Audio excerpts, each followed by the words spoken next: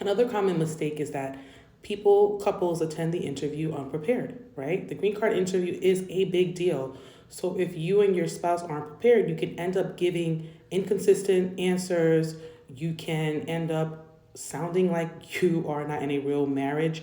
And this can make the officers very suspicious of your relationship and lead to a denial. So, some of the common mistakes that we see when it comes to interviews is that couples end up giving different answers about how they met, not remembering important details about each other, and also appearing nervous or hesitant when answering questions.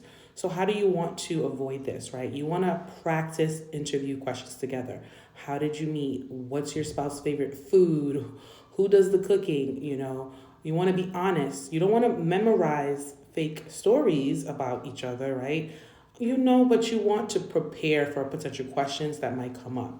Okay. I have a free ebook on my website where I actually give you sample questions that could come up during a marriage based interview. You can feel free to reach out to me directly or go to my website, just download the book. But preparing with each other, going over your application before the interview is going to help you feel more confident, right, in answering the questions.